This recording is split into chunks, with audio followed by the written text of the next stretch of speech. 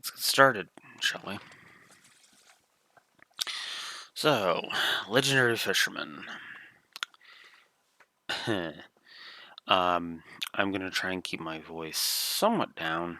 Not gonna be too hard. This is a mostly nothing episode with a couple of interesting points to talk about. And sadly, the last appearance of Meiko Tsunami until Duel Links. I think that's the first thing I want to talk about before we go any further.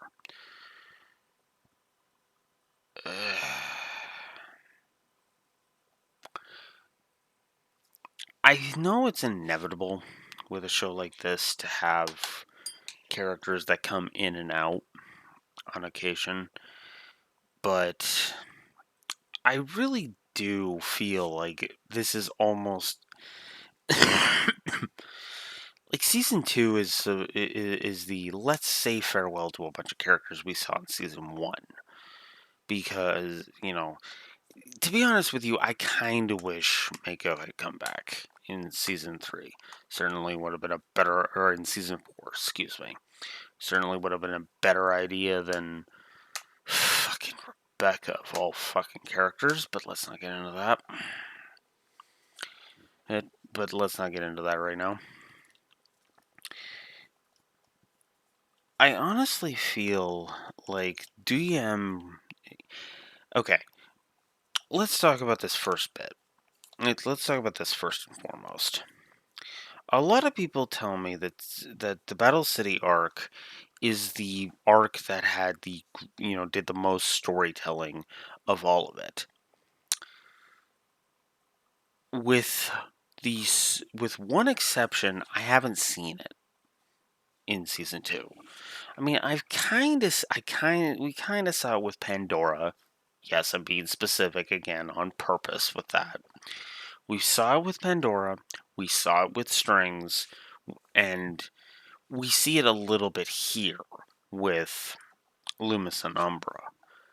But I don't know their Japanese names and I don't care right now. Especially considering we'll be dealing with them next time. So, regardless though, this is actually where we have to talk about more of 4Kids' censorship. Now, we don't really got to talk about it in the sense of the Shadow Realm. That's actually not a thing here, but we do have to talk about it in the sense of backstory. Because it's interesting that the difference is very minor, and yet that minor difference is actually more pronounced. Namely, Mako's motivation. See, Mako's motivation in the Japanese version is he wants money for a boat. Because he's a fisherman, that's what he does. It makes sense, but it seems a little shallow. I hate to say it like that, and I don't mean it as a pun. I actually mean it as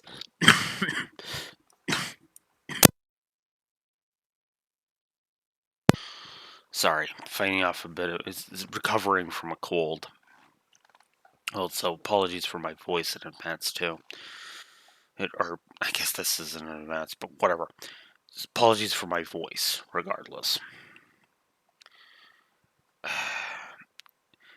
The problem with Mako's I want to buy a boat thing is that compared to I get the point. The point is supposed to be the personal stakes, right? The personal stakes of the characters involved.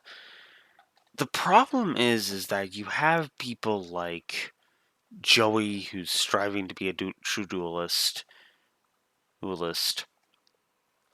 and a Tem who wants his memories back, and Kaiba who wants power and his title back. No, I'm not letting that go. I'm sorry, I'm not. His motivation right now is destroy the ghouls, get the God cards, get his title back. And yes, that is Seto's motivation. And on the off chance I need to differentiate that, Seto is the sub, Kaiba is the dub in these discussions. Honestly, I almost feel like I should put up like text on screen whenever I go to say that, so that way I can do that. In fact, you know what? Since I record in OBS, I can actually do that right. Well, no, you know what? I won't do it on camera, but I will start doing that going forward. So that way I can just be like, and and then just kind of be like, and then I can just go click, click, click, and then the text will pop up on screen reminding you of that idea. It's also why I try to differentiate Joey from Jinochi. Sense make?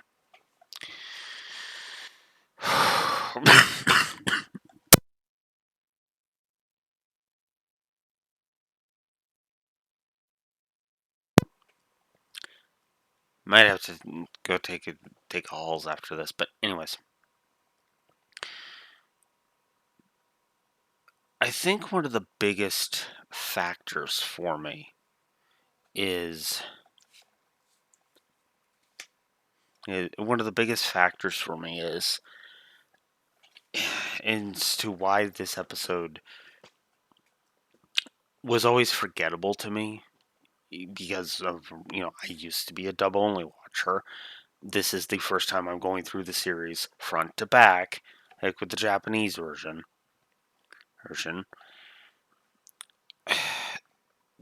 This is also the other reason why I'm going episode by episode, by the way, and not just doing broad seasons or arcs, because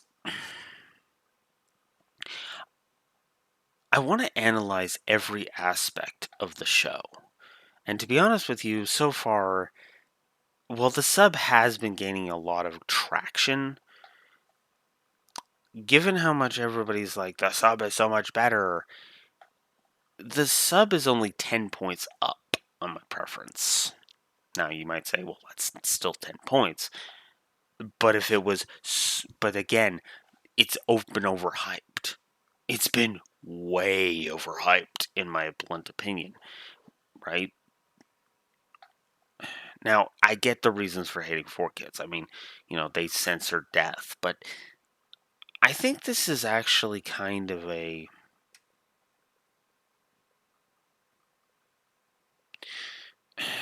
How do I want to phrase this?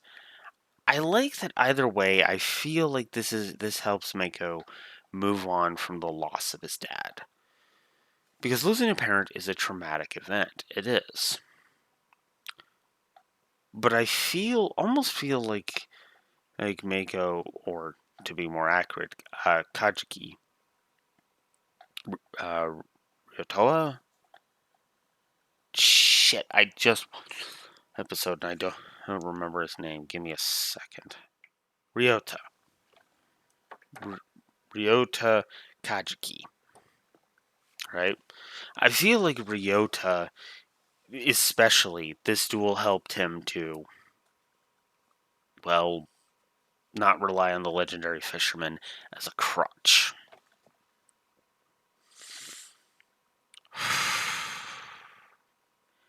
One thing I will say is, the reason we're talking about Mako first is because I actually have less to say about the A plot of this episode, of this two-parter, than the B plot. There is technically a B plot. I mean, there is, but there isn't. It's more like this is a subplot we're dealing with for 2 episodes, with the main plot interjecting so often. If you understand the distinction there.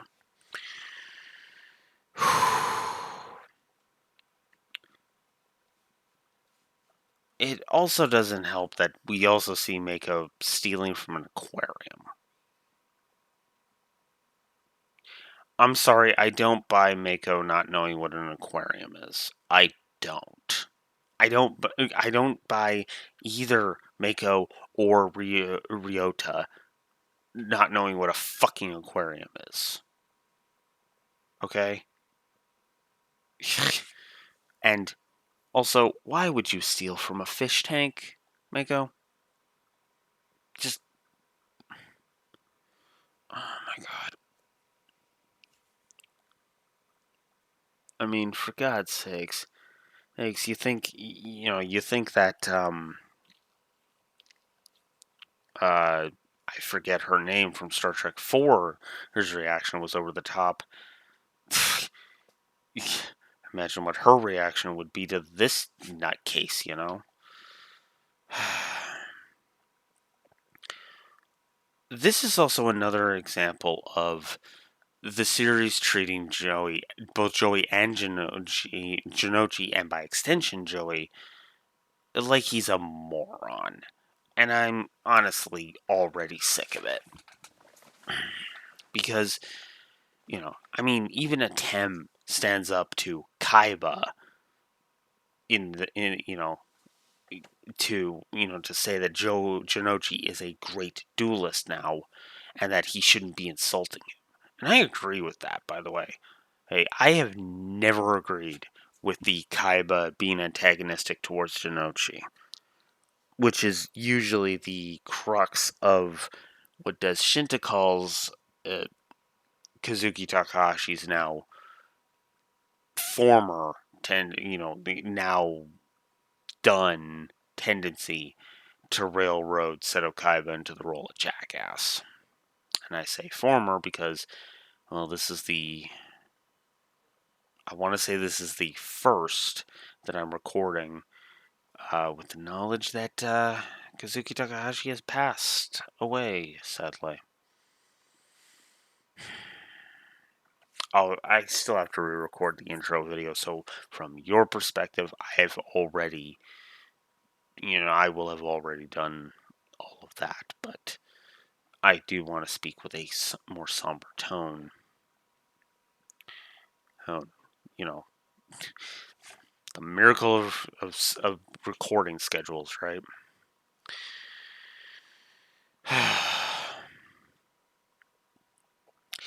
I also find Joey and Mako's duel to be the more tepid of the two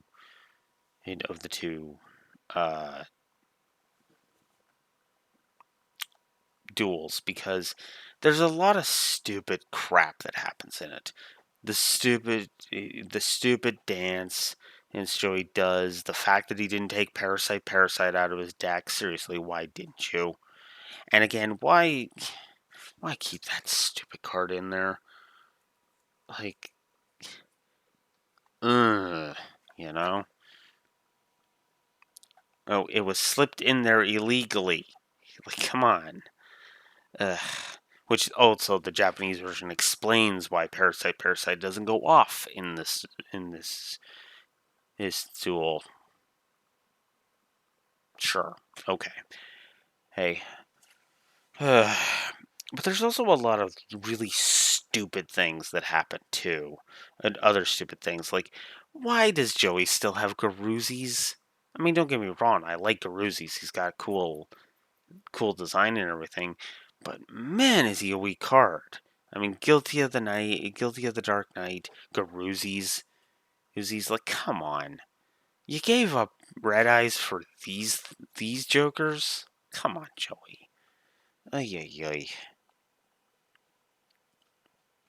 Also, Flying Fish isn't killed by Torrential Tribute, which I only noted because of the fact that Torrential Tribute is actually a pretty damn powerful trap card. Speaking of that, actually, I should double check Torrential Tribute as I keep talking, because Torrential Tribute has a nasty habit. Yeah, because apparently in the earlier anime, it only destroyed your opponent's monsters, which is kind of overpowered when you think about it. And then there's of course when it's on the later anime, which actually apparently is 5Ds and Arc 5, specifically the first episode of Arc 5 only, weirdly enough. And the earlier form is only seen in this one episode of DM. So it'll be a while before Torrential Tribute has its normal effect. Then again, we won't get very many, dedicated water decks. So that's the thing. Regardless, Torrential Tribute is a powerful trap card. It is a board wipe on summon, which is great. Wait. Hey, there's some powerful cards that are introduced in this episode. So there's that. So I've already talked about Mako's motive, so that's the thing. Then there's Fairy Box, which honestly I did have a note that I had to scratch out of my sub notes where I was like, oh yeah, because of Yumi's effect, it makes sense in the sub. No, it doesn't. It really doesn't. We can just say that the coin that Mako won the coin toss. That's for Fairy Box, and that's why Alligator Sword had to come up for air, right? But it is still kind of, yeah, I still call shenanigans because torrential tributes, anime effect, and all that. Oh yeah, this is also where we're introduced to the Yumi Tornado Wall strategy. Yumi is one of the barest of bare bones uh, field spells. I don't remember if I talked about this all the way back in season 1. It's been forever since I recorded those videos. That's actually one of the things that from my perspective, because I haven't re-recorded it yet, I'm going to be, well, re-mentioning in the intro. In the intro, because as yeah, these videos from starting from Heart of the Cards to here, not counting Evil Spirit of the Ring, of course, because that's another one I have to re-record because I fucked up royally on that one. You kind of see a progression of my setup, of my overall setup, not just for making videos, but for streaming as well. In fact, what you're seeing now is effectively so you kind of get a progression of that. Just kind of a little fun food for thought behind the scenes thing. I should probably stop rambling, but then again, I have almost nothing to say about this episode, so there it is. See, I'm struggling to come up with good stuff to talk about. I mean, what do I say about Amphibian Beast, for example? Or Flying Fish? Or even Fortress Whale, for that matter. It's interesting that Mako's ultimate monster is a ritual monster, but by the way, Fortress Whale is not that great of a card. I'm just gonna go ahead and say it. It wasn't even that great in the actual card game. So then part 2 comes around and Joey uses Alligator Sword Dragon, which, fun fact, they actually explain it in the Japanese version. Specific attributes, if that's all your opponent has, then Alligator Sword can bypass. Yes. Which I think if they're face down, you can actually attack directly, but I could be wrong about that. Then there's the Tornado Wall, which blocks all damage being done, which is actually pretty nice. I I do believe it does not prevent monster destruction, though to be fair, this episode also doesn't show it preventing monster destruction. It really doesn't, if you think about it. Nope, Tornado Wall does not, in fact, act to stop monster destruction, even in the anime. I don't believe it did so in the manga either. It did not. So there you go. And for the record, it does not in the actual card game either, as it is literally just, well, Yumi's up on the field. You take no battle damage from attacking monsters. So, and Tornado Ball requires Yumi in order to stay on the field. It's a good strategy and can really stall out your opponent, so it's good stuff. especially if they have crap like Raging Flame Sprite. Although be aware, Raging Flame Sprite does continue to gain its power because it technically did smack you directly. It just did nothing. Fun fact. So then Fortress Whale comes out, devastates Joey, and then Joey wins with a combination of Panther Warrior, Kunai with Chain, and Lightning Blade. The activating spells like their traps continues, and I'm kind of getting sick of it. No explanation for that, by the way. Now the manga does explain it because it gives you a little rule set when Yugi fights the Rare Hunter, which is why I haven't been getting as irritated as I could be. But it is kind of like, oh my god, come on, you know? Because again, you know, the rule shenanigans continue, and I'm sorry, but in my opinion, when this starts resembling the real card game more, that tends to be when the stories tend to get better, in my opinion. I know everybody says that this is, that Battle City is one of the better arcs, and it is one of the better arcs. I just don't think it's the best arc. In my blunt opinion, the best arc is actually, Dawn of the Duel. Although that one even has its problems too, but then again, so does Battle City. It's just everybody ignores those problems.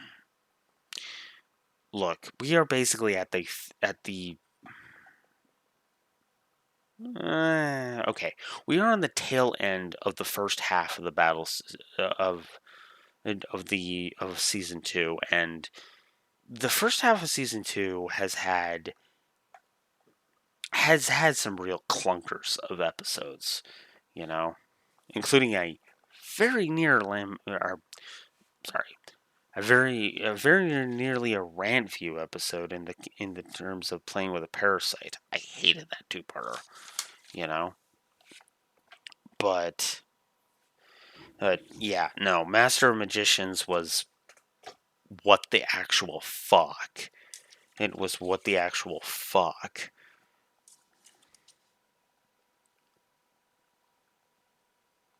The Esperoba duel was kind of boring, if I'm honest. And the Rare Hunter just was like, okay, we're just treating Merrick like we're keeping Merrick an asshole. The Joey getting attacked by the Rare Hunters was fucking stupid.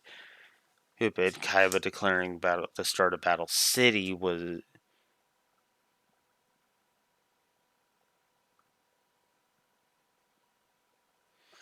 testing out Obelisk was there.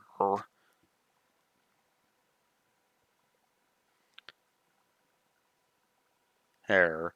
Stepping out was irritating. The Johnny Steps episode was fucking bullshit. Bullshit. The Yizu one was decent.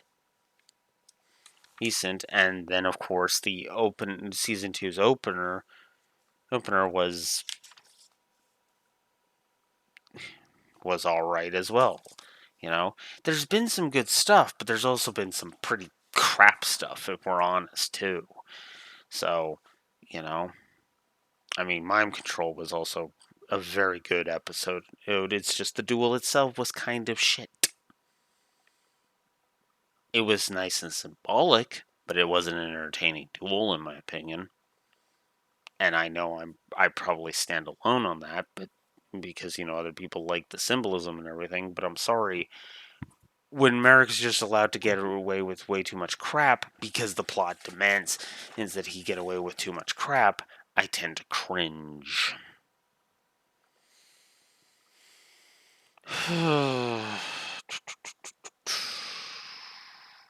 Is that all I have to say about the Mako duel? Yeah, that's all I've got to say about the Mako duel. So let's move on to the actual meat of this two-parter, shall we? Okay, I joke, but I should say the more interesting thing. So Loomis and Umbra show up. They just don't have their masks yet. which is, yeah, I don't know why they start wearing those masks in part two. Who I guess we'll see when I actually get to watching the sub, but we'll see. He So Loomis and Umber are doing their stupid rock paper scissors routine. It wasn't funny in either version, to be honest. It was dumb. And then Kaiba suggests that they do a double duel, and immediately within 2 minutes, and it's like as soon as Kaiba showed up, the sub part one earned its point. The subs got the point for part two, but admittedly, that's just mostly because I was getting so sick of the uh, unnecessary dialogue. So yeah, I could have said it. I could have just gone one for the sub and then none for part two, but there was too many irritating things in part two and the dub that were just like Up. So one thing I will say is Kaiba. Kaiba's selfishness is on full display in here, but I like that it's still in character for him. Because Kaiba has been all about the power. Seto and Kaiba have both been about the power for the most part. But we also start to see that he is. What's the nicest way I can put this? Has basically become drunk on Obelisk's power. He is, for all intents and purposes, enamored with Obelisk's power. Like, Obelisk is. How do I put this? Obelisk is. Effectively, the idea here is Obelisk is Kaiba's his go-to, his ace, if you will. Because effectively to the point where he literally says in the Japanese version, I sacrifice, my blue eye, now my blue eyes become God's power, right? An indication that he's not relying on blue eyes as much. It's all obelisk, obelisk, obelisk, obelisk, obelisk.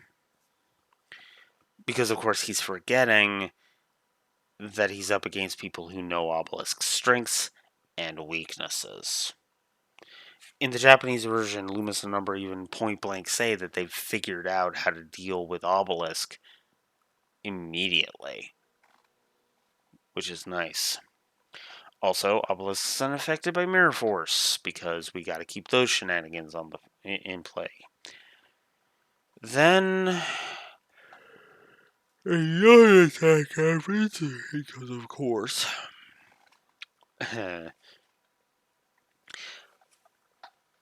But it's also interesting that Kaiba's effect. Remember when I said Kaiba's or Obelisk's effect was going to be inconsistent? Well, here we are, because it's got the real world version of destroying all monsters on your opponent's side of the field. Yeah. And then, well, kind of, and dealing the 4,000 points of damage, which is okay. But whatever. It's again, like I said, the Egyptian god cards are inconsistent. Anyways,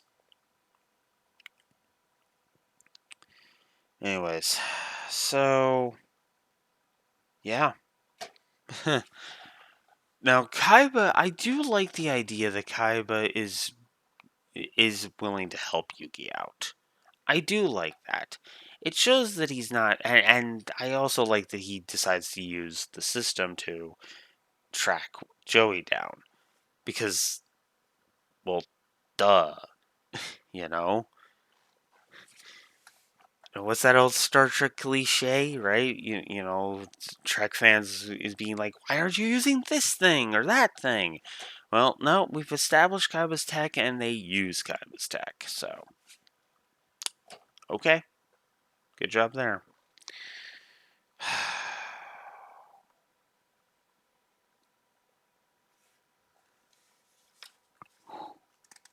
So, before we move on, I guess I should talk about the meeting between Yami Bakura and Merrick.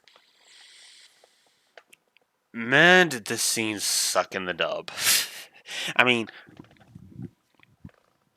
I never thought this scene made much sense to begin with, and a off-screen shadow game between the two is just dumb.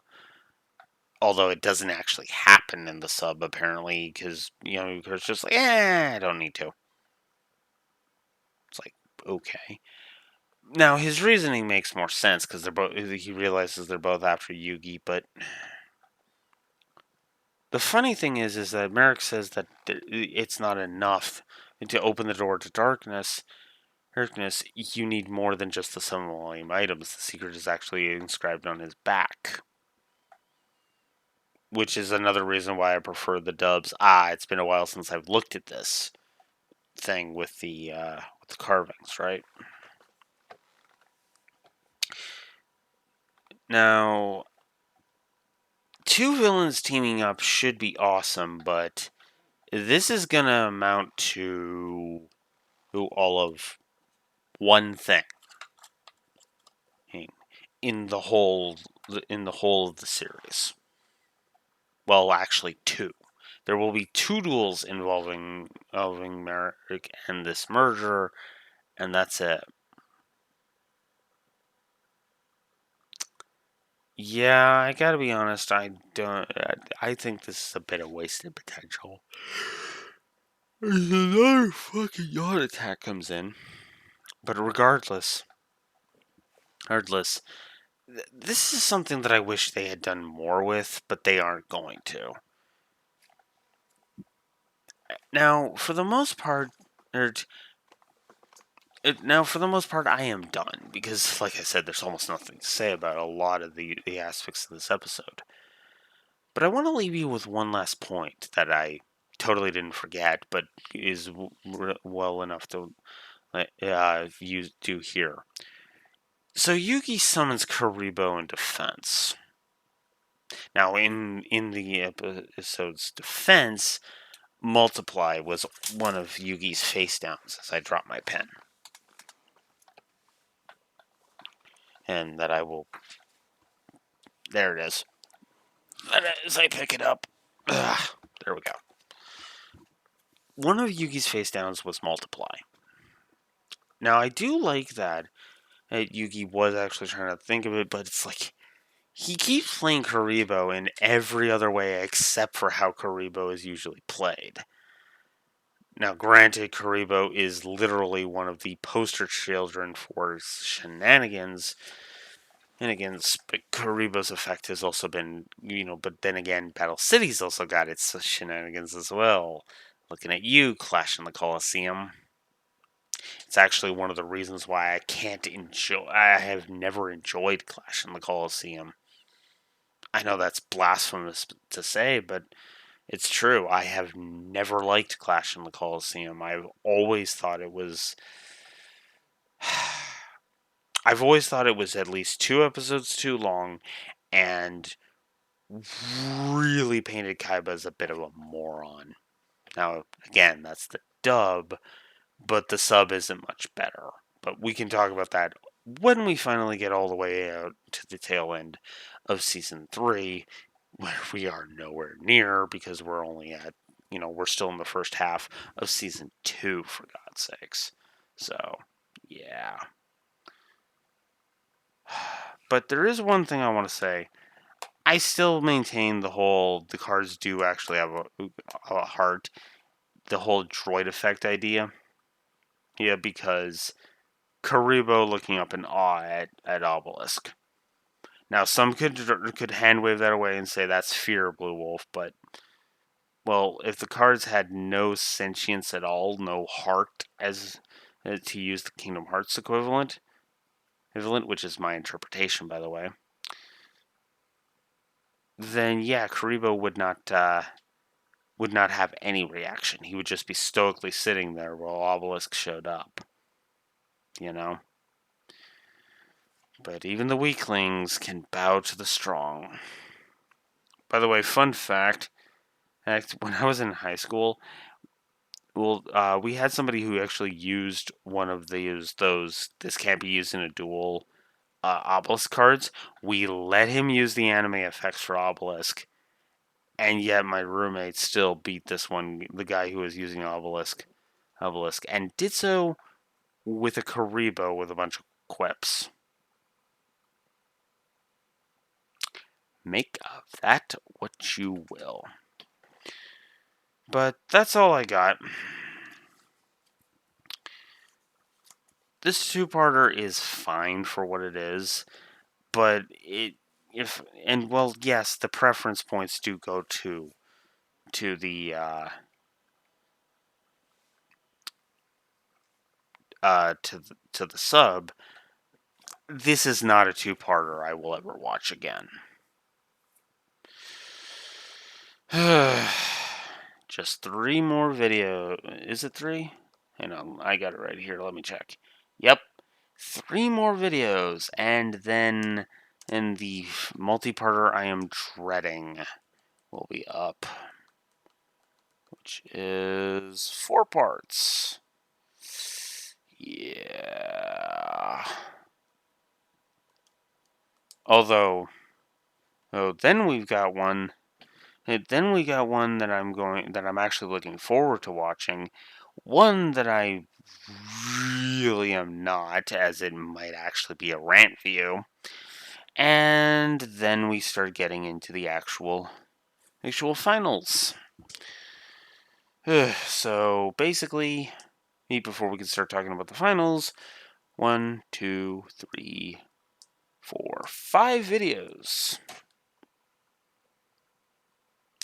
Season 1, ladies and gentlemen. The season that just doesn't want to end. And for most people, that's a good thing. For me, that's a neutral thing. I've been sitting here yapping and stalling for about 40 minutes, so I should chop off. I hope you've enjoyed my thoughts, and apologies for any edits I may make with this episode and with this video in particular. But I will be, when I actually start editing these, from my perspective, I haven't even started editing these, believe it or not. I will be trying to trim any and all fat. So, there you go. Which is also something I'm hoping I will remember to say when I finally re-record that intro video. But I am rambling. That is my cue to chop off. So, next time we get into the 4-part, we get into the 4-part slog, which, well, I shouldn't say slog, but the 4-parter double duel. So, yeah, now we're starting to get into the multiple 4-parters.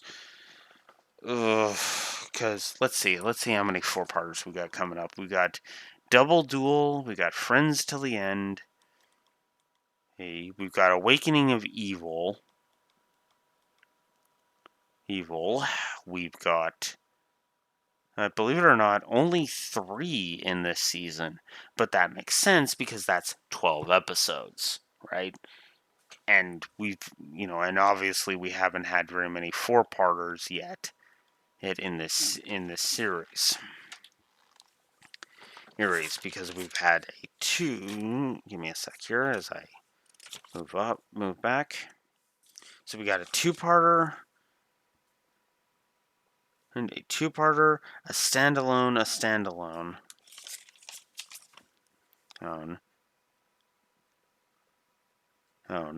A standalone, a 2-parter,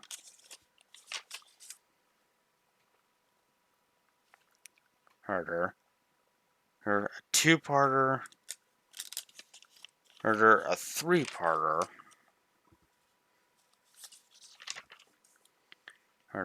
a 2-parter, a 3-parter, and then a 2-parter. Or 2-parter, 3-parter, and then 2-parter. You know, again, and that's 20 episodes right there. So there's still a decent chunk. It's probably season 3 where we're going to be dealing with a lot of the super multi-parters, the large amount of multi-parters, because there's also some 3-parters coming up too. And yeah, just looking at season 3 is just yeesh. Yeesh. Yeesh. As seriously, it's a standalone, and then it's literally multi-parters until 13 episodes in. And then at episode 22, it's another standalone. And then it's another. And then it's multi-parters all the way to. And all the way to the end of season 3. including 2 freaking clip shows. Which we've also got another, which funny enough, we actually technically have a clip show coming up soon too. How's that for irritating? Regardless, though, I'm gonna chop off. Like I said, I'm rambling, and that's my cutoff. That's usually my cutoff cue. So I hope you've enjoyed my thoughts. I will see you guys next time for a big one, Double Duel. See you until next time. Blue Wolf Alex the Lore Walker signing out. Have a good one. Duel standby.